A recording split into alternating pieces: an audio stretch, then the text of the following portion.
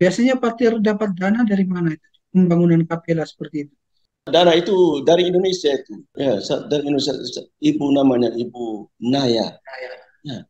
Dia memang saya rasa Tuhan memang memberkati beliau ya. Ya. Oh, dari Luar orang biasa dia Indonesia. bantu. Dari Orang Indonesia. Karena itu mereka di sini waktu kami pemberkatan gereja pertama itu, aduh luar biasa, kegembiraan mereka luar biasa. Negara Demokratik Kongo telah menghadapi banyak tantangan kemanusiaan, termasuk konflik bersenjata, kemiskinan, dan penyakit. Maka Gereja Katolik merasa perlu terlibat dalam upaya bantuan kemanusiaan dengan menyediakan makanan, air bersih, tempat tinggal, dan dukungan medis bagi mereka yang membutuhkan. Karena itu para misionaris Katolik dikirim ke negara Demokratik Kongo.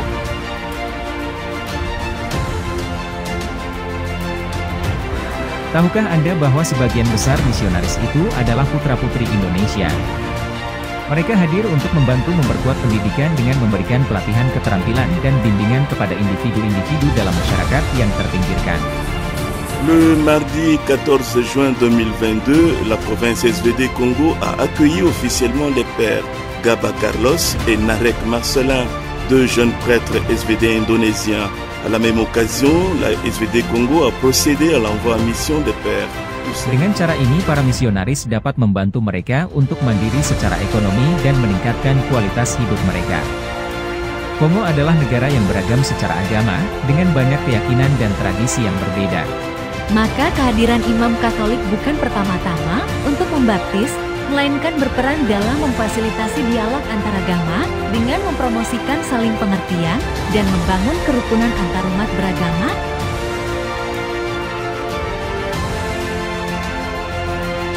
Dia adalah seorang imam Serikat Sabda Allah, namanya Pater Cornel SVD, putra dari Hokeng yang telah 17 tahun bekerja sebagai misionaris di Kongo.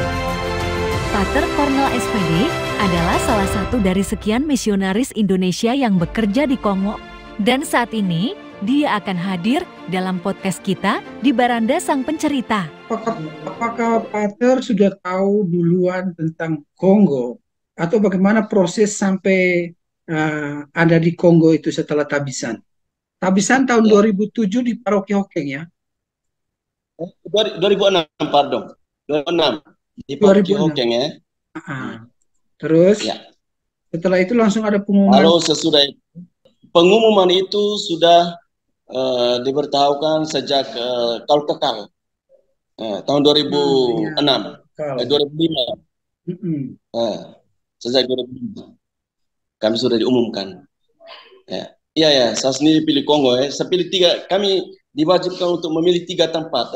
Dari 3 tempat itu diputuskan 1 negara.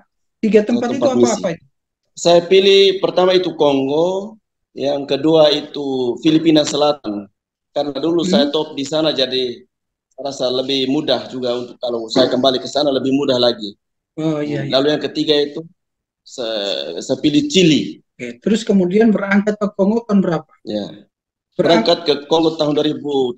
Saya melihat ada video pastor di sungai dengan anak-anak. Bisa dikisahkan sedikit karena saya punya videonya itu begini. Waktu itu saya pergi kunjungan stasi di pedalaman ya, itu sekitar 30-an kilometer. Saya dengan 1 orang, kami 2, lalu kami sebelum sampai di tempat itu kami harus menyeberangi satu sungai dan kami harus bawa juga motor, dan motor itu dimuat di dalam perahu kecil itu, perahu dayung. Lalu sesudah itu baru kami lewat sampai di seberang saya masuk ke stasi 1, tapi saya terus selanjutkan lagi sampai di stasi itu yang saya akan berkunjung. Dan waktu dalam perjalanan itu saya masuk lagi sampai lagi di tempat itu yang ada air juga banyak di situ. Waktu mereka dengar motor dorong saya sampai di seberang begitu. Lalu sesudah sampai di seberang saya lanjutkan lagi sampai di stasi yang dituju.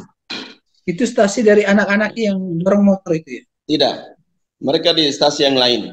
Tapi mereka sudah tahu saya. Mereka Kalau sudah kenal saya. saya sebenarnya malam ini khusus mau bertanya dengan Pater itu tentang lagu-lagu, Oke. karena saya sempat mendengar lagu itu, saya juga tidak tahu ini bahasa apa, lalu ada salin, saya tidak, ini pastor orang Indonesia, ini adik kelas saya ini. Waktu saya lihat lagu itu, nah itulah alasan mengapa saya berusaha mencari bagaimana saya bisa mendapatkan informasi sehingga kita bisa seperti malam ini. Kemudian saya dapat Iya jalur itu betul ya. lewat YouTube-nya Misionaris Bercerita itu.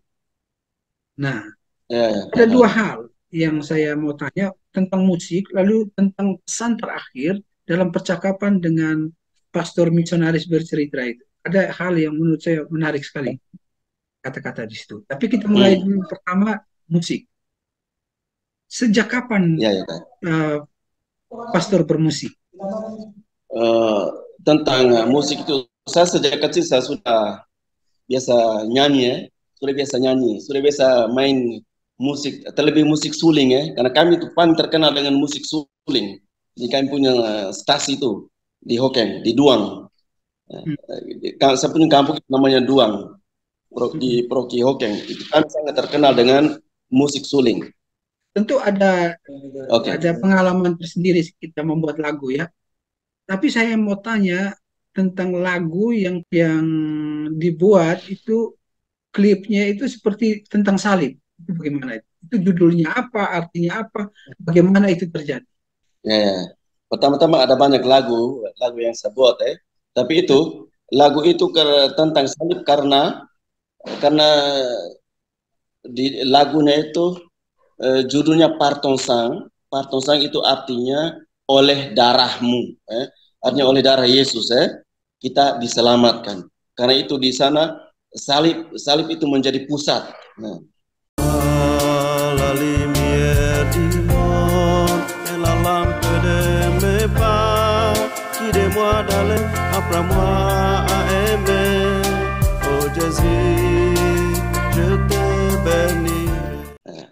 Untuk saya, karena itu saya membuat itu lagu itu, dan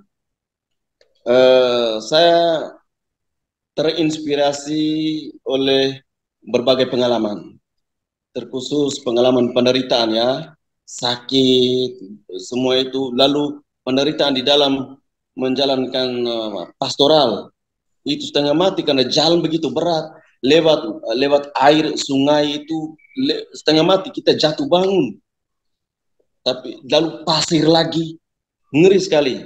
Pasir itu macam bagaimana? Ya. Pasir itu macam pasir laut itu, tebal itu, padang gurun, padang pasir toh. Berarti kita hanya bisa jalan kaki. Kita bisa jalan kaki, tapi itu biar mobil juga tertanam. Ya, jadi harus, kalau kami jalan itu harus pakai lewat jalan potong banyak gitu. Di dalam. Ya. Nah, terus. Jadi saya buat lagu itu pengalaman misioner itu ya, penderitaan, lalu kesulitan, beban, badan sakit, semuanya itu, ya, makan minum juga susah senang itu, jadi itu semua rangkum di dalamnya. Jadi saya refleksikan dari semua pengalaman berat itu, saya melihat bahwa itu semacam salib ya, salib. Tetapi salib yang saya pikul itu, atau salib yang kita para misionaris pikul itu, masih jauh lebih kecil beratnya ketimbang salibnya Yesus yang waktu itu ya. Sehingga saya masih ada kekuatan, masih ada sedikit penghiburan, karena saya merasa bahwa penderitaan saya itu walaupun menurut saya banyak, tapi penderitaan Yesus masih lebih banyak ketimbang yang saya alami. Kalau saya buat itu lagu itu. Saya dengar bahwa Pater bermimpi ketika membuat lagu itu. Betul-betul terjadi. Waktu saya tidur, saya waktu itu kan sendiri di parokia di Padalam itu. Saya sendiri. Jadi waktu saya tidur malam itu, saya tidur dan sekitar jam 2 pagi. Macam inspirasi masuk di saya punya kepala di mimpi itu. Nyanyi lagu para malaikat di dalam satu gereja. Hai, lalu saya ikuti betul, saya ikuti melodinya. Dan sesudah itu saya bangun langsung saya ambil saya punya gitar, lalu saya main kutik itu, ikut lagu itu. Dan sekalian saya rekam. Waktu ada telepon tuh, jadi saya rekam. Sesudah itu baru saya kembangkan lagi sehingga menjadi sebuah lagu. Ya, dan itu salah hal yang luar biasa untuk saya itu. Pengalaman memang luar biasa itu. Itu liturgi di Kongo sini, kita punya liturgi di sini sangat hidup. Liturgi très vivante, liturgi sangat hidup. Artinya ketika kita merayakan misa di dalam liturgi itu, di dalam perayaan Ekaristi itu, orang menari mulai dari lagu pembukaan sampai lagu penutup. Ya, jadi mereka mengungkapkan kegembiraan mereka itu di dalam perayaan Ekaristi. Jadi misa itu bukan sekedar pertemuan kita dengan Tuhan, tapi pengungkapan juga kegembiraan. Waktu bertemu dengan Tuhan dan juga dengan sesama di dalam perayaan Ekaristi Kudus itu. Ya. Jadi memang itu luar biasa. Dan kalau tidak ada menari, tidak ada tarian atau nyanyi dan menari, itu bukan ritus orang Kongo. Karena umumnya di sini orang harus selalu menari. Itu kan saya lihat ada yang misa di bawah pohon, misa di padang, itu memang kapela tidak ada itu. Ya betul. Ada yang kapela tidak ada. Saya sudah banyak kali saya pimpin misa di bawah pohon. Ya. Lalu beberapa tahun lalu itu saya bantu mereka untuk bangun 4 kapela. Ya, 6 kapela saya bantu bangun. Ya, itu biasanya itu sudah bagus sekali. Biasanya Patir dapat dana dari mana itu? Pembangunan kapela seperti itu. Dana itu dari Indonesia itu. Ya. Ya, dari Indonesia. Ibu namanya Ibu Naya. Ya. Dia memang saya rasa Tuhan memang memberkati beliau ya. Ya. Oh, dari orang Indonesia. Dia bantu. Dari orang Indonesia. Karena itu mereka di sini waktu kami pemberkatan gereja pertama itu, aduh luar biasa. Kegembiraan mereka luar biasa. Ya. Mereka sangat bersyukur dan berterima kasih sekali untuk kita, para misionaris dari Indonesia itu, dengan semua yang kita buat itu. Ya. Bagaimana Patir bertemu dengan donatur dari Indonesia? Saya waktu itu bertemu dengan donatur bukan secara langsung ya, lewat Facebook. Pertama-tama lewat Facebook. Waktu itu saya sedang sakit. Di ibu kota negara, karena waktu saya ada operasi. Lalu saya istirahat waktu itu. Dan waktu itu karena sementara istirahat, jadi kebetulan ada juga internet ya di komunitas. Jadi saya main-main Facebook itu. Lalu saya publikasikan semua foto-foto itu. Waktu saya kunjungan stasi di pedalaman itu, yang tidak ada kapel itu. Jadi waktu itu saya publikasikan juga foto yang saya buat misa di bawah satu kapela yang dari daun-daun kelapa sawit yang sudah lapuk semua. Jadi bayangkan waktu saya pimpin misa itu waktu itu Natal itu. Waktu Natal. Saya pimpin misa itu lapuk-lapuk dari daun-daun itu juga jatuh di atas altar semuanya itu. Ya. Lalu saya publikasikan foto itu. Karena itu sesudah itu mereka tergerak dan ibu itu namanya Ibu Naya. Dia tergerak hatinya, lalu dia langsung menelepon saya, berkontak dengan saya. Lalu dia langsung bertanya, Pater, kira-kira sekarang itu apa kebutuhan yang paling mendesak? Saya bilang, pertama-tama itu kapel. Lalu yang kedua itu transportasi, itu motor. Karena itu dia bantu. Dia kirim sedikit uang, lalu saya beli motor, juga saya buat kapel itu. Dan jadi. Ya. Itu luar biasa. Ini Ini yang unik ya, dari Indonesia membangun kapela di Kongo. Ya, saya sudah bangun 6. Itu dari donatur 6. dari Indonesia semua. Sekarang kita kembali ke liturgi tadi. Kan nyanyi dari awal sampai terakhir. Lalu dalam perayaan itu berapa jam satu perayaan Ekaristi? Itu tuh tergantung. Kalau macam hari Minggu itu. Maksudnya begini, tergantung juga misa, tergantung perayaan apa ya. Kalau macam hari Minggu biasa itu 2 jam, 2 jam lebih. Tapi hari-hari pesta besar itu 4-5 jam itu. Lihat saja, besok ini ada misa jubile